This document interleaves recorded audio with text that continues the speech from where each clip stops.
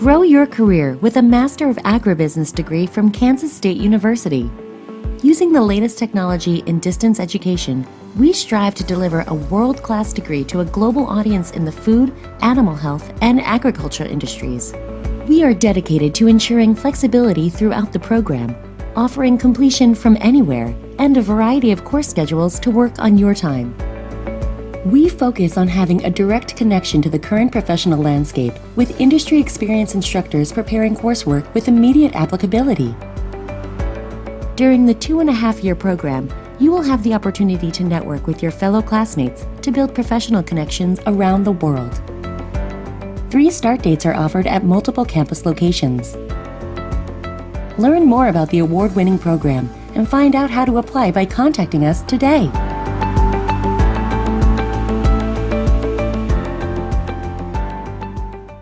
Well, thanks for joining us for our Agri-Pulse Washington Week interview. I'm Spencer Chase, along here with Agri-Pulse Senior Editor Phil Brasher, discussing the week that was, agriculturally speaking, in Washington, D.C. And as it was the last couple of months, this week all about trade, specifically Trade Promotion Authority. Saw some action on the floor of the Senate this week and saw some kind of confusing action, to be totally honest with you.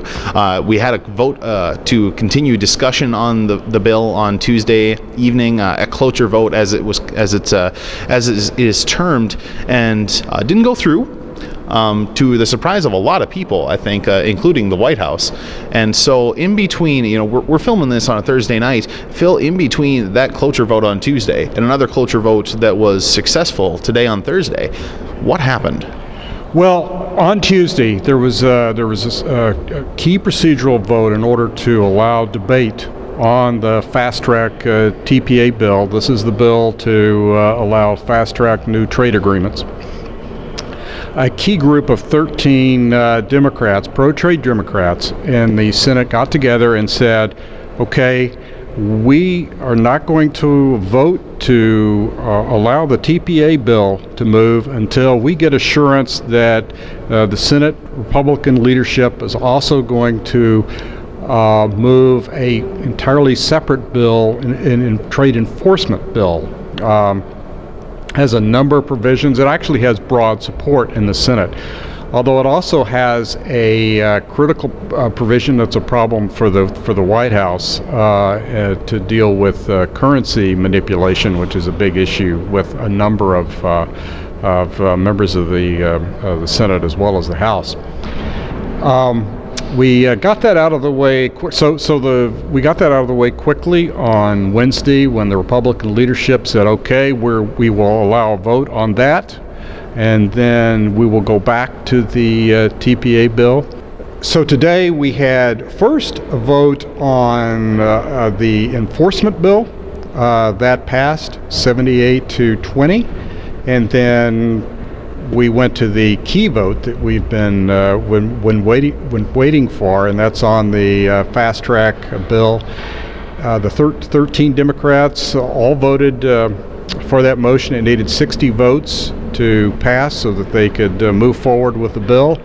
There were 65 votes, five votes to spare, 52 Republicans and the 13 Democrats. That Democratic support is important, not just to get the bill moving in the Senate, but it also will provide some significant momentum for this bill as it heads eventually over to the House.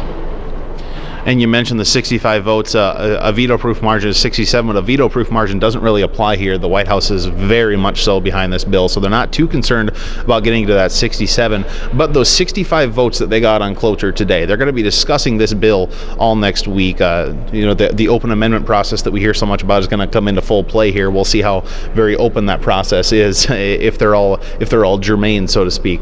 But those 65 votes and the 13 Democrats especially, do you think that cloture vote is a good indication of what we can expect for a vote on final passage of Trade Promotion Authority?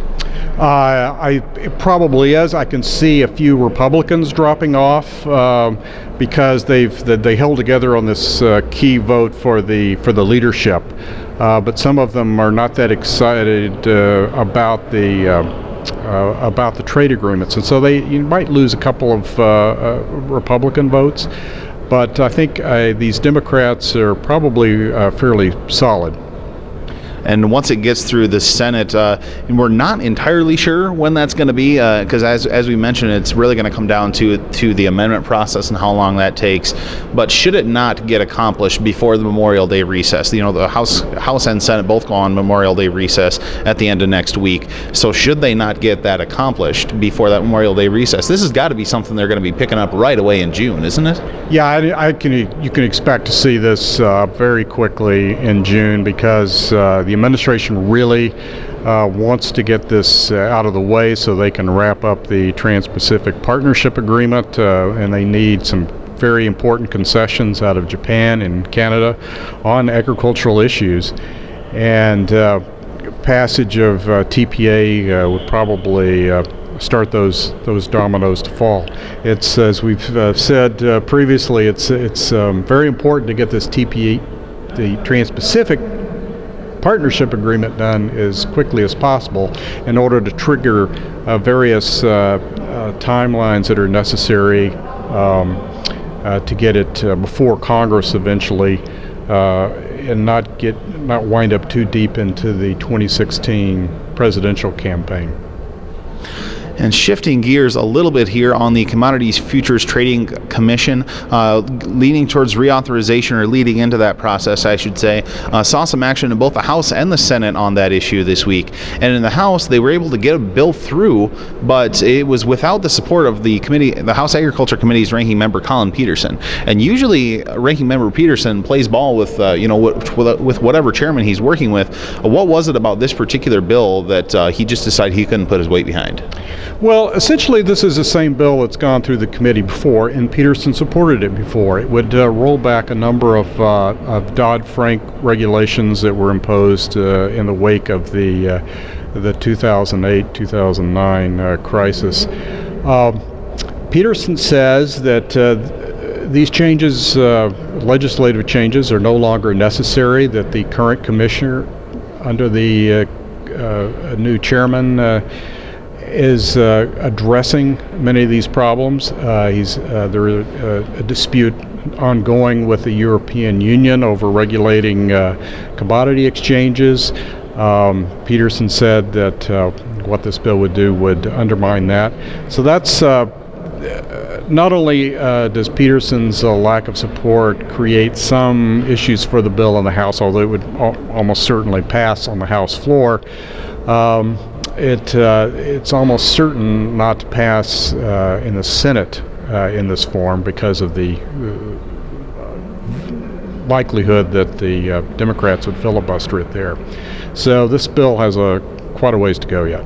So certainly quite a bit going on Capitol Hill this week in terms of agriculture, and will likely be quite a bit going on next week. And be sure to keep tuned to agripulse.com. We'll do our best to keep you informed. We appreciate those who visit our site and read our articles, and really just let us know what we can do to better serve you. And also, if you feel free to give us some feedback on these Washington Week in Review videos, Phil and I enjoy doing them, and we hope that you enjoy watching them. So feel free to shoot me an email and let me know if you have any suggestions or questions that you'd like Phil and I to tackle on that issue. Until next week, for Phil Brasher, I'm Spencer Chase. Have a good one.